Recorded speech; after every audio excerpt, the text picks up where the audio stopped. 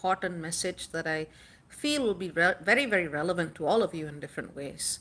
I mean, yes, I did prepare a very, very long and intellectual and intellectually sound and accurate astrological preparation for what's happening. But honestly, that doesn't really hit home so much as what I felt like the real message needed to be. So I'll see if I'll just upload that separately later and we can, get into the real heart of the matter. Well, today's topic is faith, love, and courage. Because ultimately, at this time, without going into the details, what we are facing and what we have been facing and what we will continue to face into early 2026 is a need to truly align with spirit. And this is the thing. A lot of people talk about spiritual alignment. They may try to teach spiritual alignment, and sometimes they manage it. And other times they end up aligning with things that are not quite spirit with a capital S. And the little voice you hear is Josh going, "Get me out of here. I don't want to hear this." Give me a second. Nah? Nah? Take Josh doesn't like this topic. So, I can't. I'm live. So, effectively, when we talk about spiritual alignment, what we really need to be looking at is something that you can't put into words. That's why it's so hard to teach this, because people can use the same words and have very, very different meanings to it. But when I speak with the frequency that I believe is in best alignment for my path. And whether or not a person even understands the language, they will feel the energy of what I am saying. And that is how I have always taught. So I was actually discussing something with my brother because since 2021, the health situation has not been great at all. But we have been overcoming obstacles bit by bit through faith, through absolute faith, to facing each and every single day, not knowing what the outcome would be. And during this time, especially in 2021, we started working on a story together, which was a way for us to continue expressing our creative energies, even in times which were very, very dire. I didn't know that whether or not I would survive. It was that bad. And by the grace of the divine, by the grace of God, that is exactly what happened. I'm still here.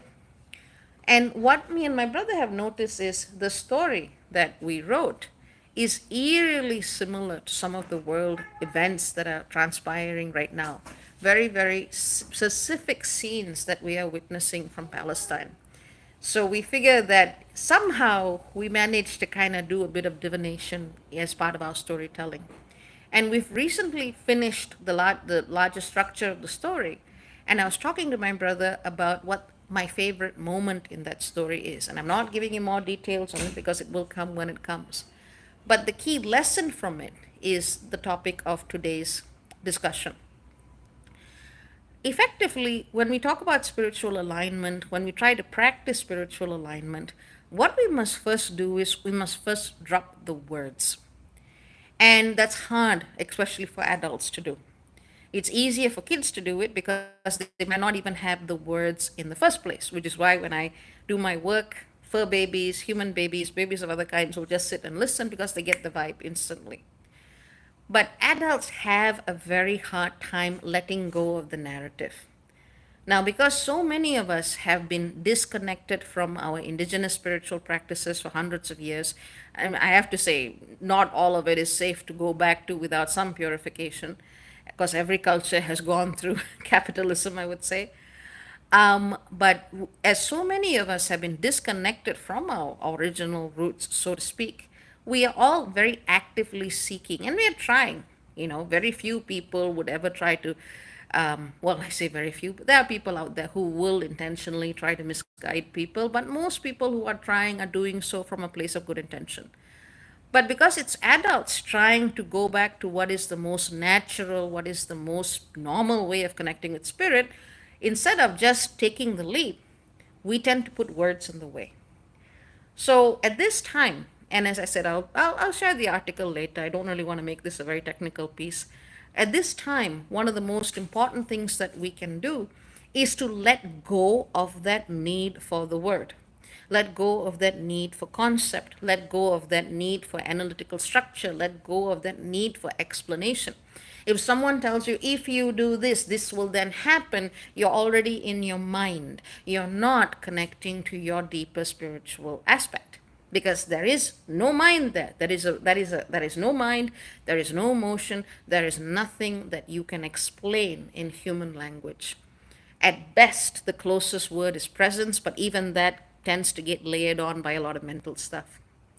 So when you are actually willing to sit with not knowing and being, even not even using those words, I'm talking about the experience, not the concept. When you are willing to sit in the experience of everything and nothing all at once, that is freaking frightening.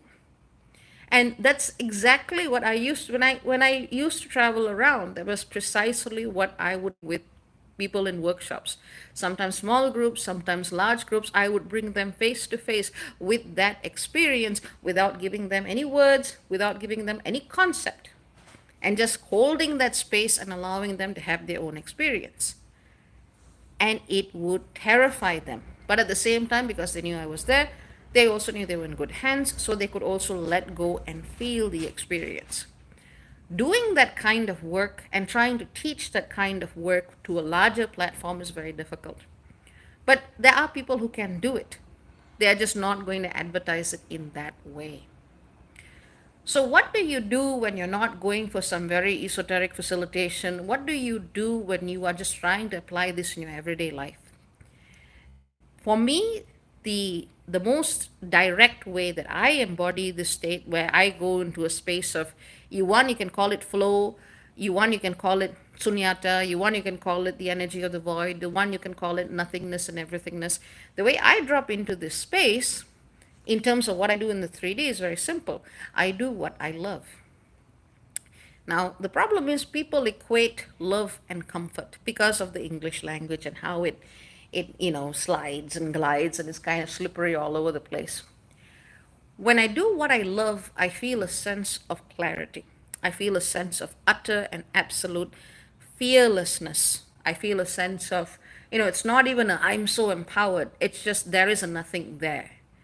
I am so completely in that space that I entirely forget who I am, what I'm here, what is this space, what am I doing, why am I doing it, and I am just in that space of absolute connection.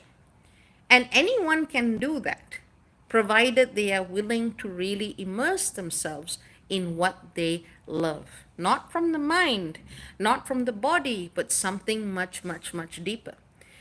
And to find that activity or that space, if you want to call it in the most general term possible, that's where courage is actually needed. Because each person will find this in a different way. The reason why I was talking about the stories that I was making up with my brother is that I also compose music and we're also making the story together. And when I am trying to connect the dots and when I'm just moving with whatever it is I'm creating in that space, that's when in the 3D everyday life I can hit those spaces like that. And then I'll look back at it and go, where the heck did that come from? So that's why I was bringing that up. And one of the key moments in the story is actually showing how a little child does this in a very simple, in a very sweet, in a very powerful way that actually turns the tide of a major battle. And I was explaining that to my brother, and I said, you know what, maybe I should go talk about this because it might help people, because that's generally how I do videos. I might feel something deeply and go, you know what, this could help people. Let's go talk about it. So, in your life today, without engaging the adult mind, without engaging concept, without trying to look for a system, without trying to look for a word, do something that just brings you into that space of love, of courage, and utter fearlessness. And the way you will find this is an absence of even thinking about all of that stuff. The moment you actually stop needing to find a word or a label and you just sit with whatever it is you are doing, that's when you get into that space of creation and connection.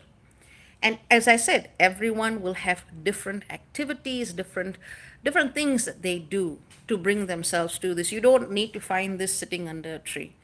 For some people, it's composing music or it's writing a story. For some people, yes, it can be meditation. For other people, it can be dancing. Whatever it is, go and do it. And if you have forgotten how to do it, look at children, because children do it effortlessly. Society comes in the way and blocks children from doing this work of connection with spirit effortlessly because parents don't exactly understand what is going on. They might think a child is just doodling. They might think a child is just playing make believe. But it doesn't matter what the activity is. It matters in terms of how open the heart is and how the heart allows you to connect to that much deeper self within. And that is what I would recommend more than anything else at this time. Yes, I am deeply in solidarity with those of you who are going out there and trying to make an active difference and an active change in this very, very unjust world. And that is extraordinarily important. And I am so happy for people who want to send focused mental intentions and imaginations and visualizations of the world that they want to see. That's help in a different way, but you got to make sure you're not just creating more thought forms that are not really in alignment with spirit. You got to make sure of that if you go the visualization route.